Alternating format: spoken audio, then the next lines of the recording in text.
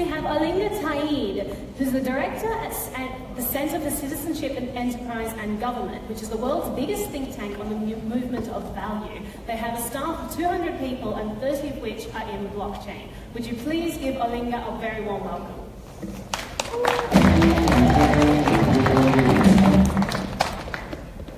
Okay. Right, let's make this quick. I know you guys are tired. I'm really tired. All right, so let me just tell you, May last year, I had never heard of the word blockchain. So May 2016, never heard of it. Okay. Now we are considered to be like a Rolls Royce of blockchain. So it just shows you how fast things move. And it's the trend of the industry, not us. So what's our business? I was told, there you go, no? Towards, there you go. What our industry does is this. We are a think tank, about 125 academics, 50 odd analysts, and around 13 blockchain. And we, since 2011, became experts in the measurement of non-financial value, mostly for laws around the world. In the UK, we are the metric behind the Social Value Act and the Modern Slavery Act, 2015 and 2012, 5 different EU commissions in the leather and textile industries, and there are laws like the 2% CSR law in India, in Mauritius, Indonesia, which is 2% of corporate social responsibility goes to companies, from large companies. And that's 2% of gross profits. So we're the guys who measure stuff. And then we were asked to measure other things. Ostensibly, we do, one, we digitize value. That's non-financial value. We turn sentiment into financial value. That means I can say, I love you, £4.50. That's an extraordinary thing to do. Not something to be recommended with partners, I can assure you. But it's something that is necessary when you're doing work for legislation and countries and laws, etc. And the third, we do it fast data, in about under 10 seconds, usually 2 or 3 seconds. So, for example, for large banks, we give their financial value, their stock price, with their social value every 3 seconds on a ticker. So what? We were then started to be asked to do personal value, family value, value of art, value of countries, etc., etc., etc. And it was good. I mean, it's good business. That's why we grow so fast in a couple of years. But my CEO, who is an ex-Barclays major banker and big cheese, who was transacting 385 billion a day for the Bank of England's Payment Council when she retired. She said, unless we transact value, not just measure and capture it, it is of no significant interest to anyone. You have to transact it. It's no point in saying I love unless I transact that love by actually showing it. So we started moving into that area. But now let me explain to you, you've been told a million times what blockchain is. I'm a very simple guy, and blockchain is actually a lot simpler to me than to most people. Blockchain is the movement of digital value from A to B. But of course, value is not just financial. It's not just a hard asset. Love has value. Kindness has value. Hope has value. Generosity has value. And what we do is we digitize that and now use blockchain to transact it. So we started by working from social tech to hum tech, humanitarian tech. We just had a conference on Friday with the United Nations in New York, in Manhattan, and we launched Women's Coin. I'll be coming back to that. You're going to hear a few things that you have never heard before in blockchain.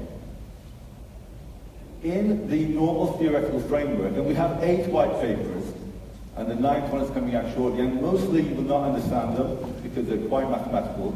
We're kind of a bunch of mathematicians. That is what is normal financial value on the left. In our theoretical framework, there is the red part. There is a non-financial value. And we make our decisions based on the red part. My dearest colleague who's in the audience, I believe, has this beautiful BMW. He bought it because it has non-financial value. It empowers him. It makes him feel great. It is not the price or the function, because those are ostensibly the same as most cars. backer, one of our greatest backers, is a guy called Chandra Guo. Chandra Guo owns $4.5 billion of Bitcoin. He owns a third of Ethereum in the world. He has done 30 ICOs in 3 months. That's the last 3 months. 70% of ICOs are in China. I'm not going to guess how many ICOs he's done. Maybe 300. He's a big cheese in this area. And he is one of our greatest supporters. He really bowled me over last week, or a couple of weeks ago, when he said he wants to put us on 40 exchanges. We were very happy with 3 exchanges.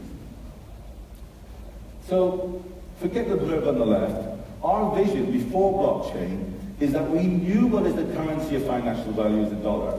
But what is the currency of non-financial value? We were advertising like that on the right, constantly trying to look for what does it mean, actually.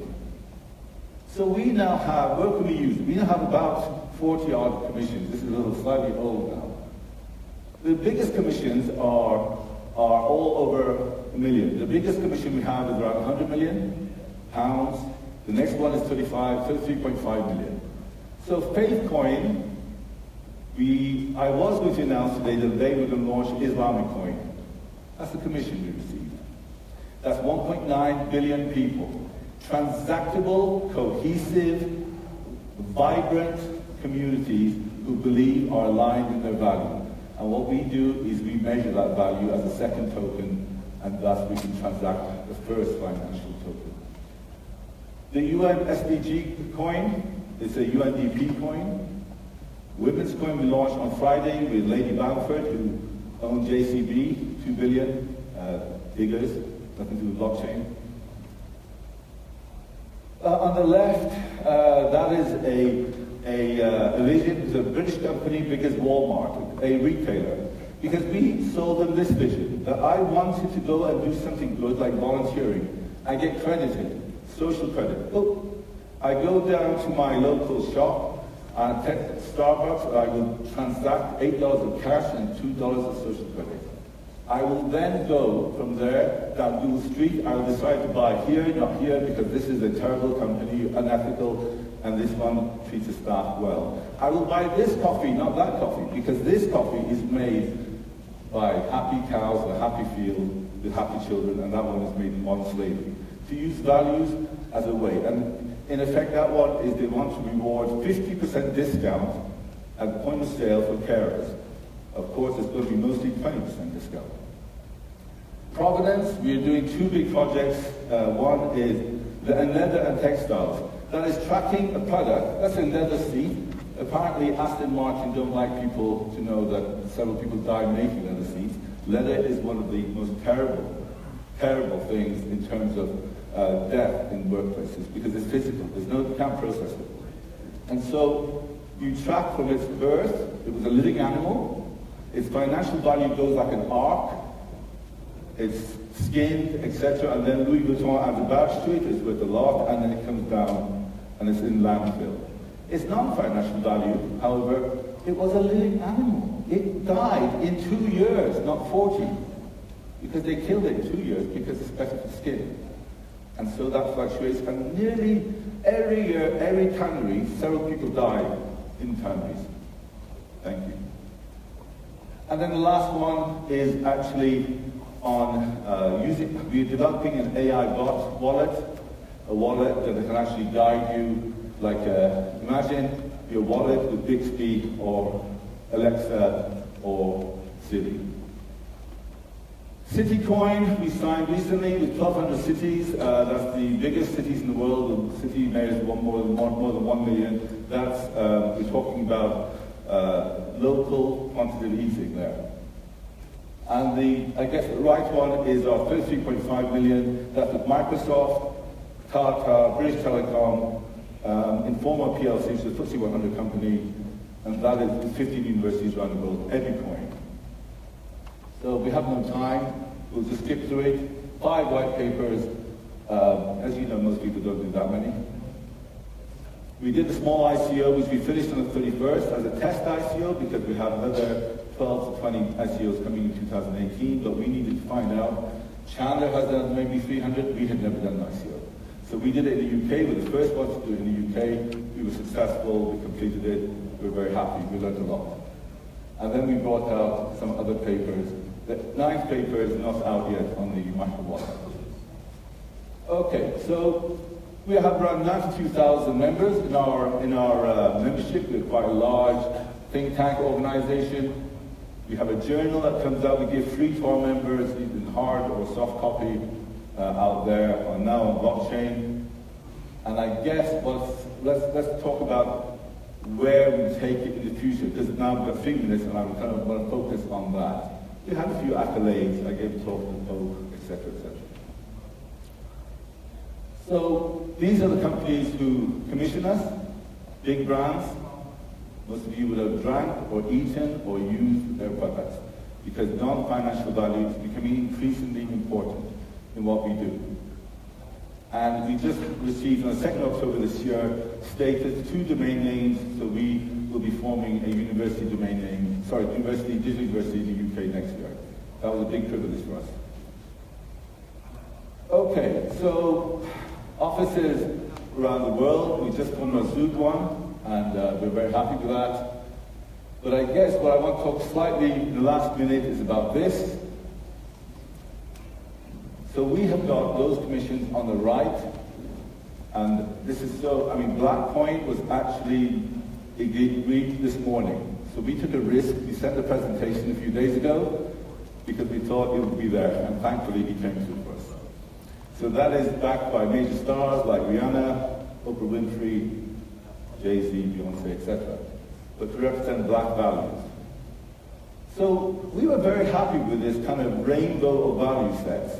But I had a word with some of my colleagues at the top end of Google, who I used to know sometime.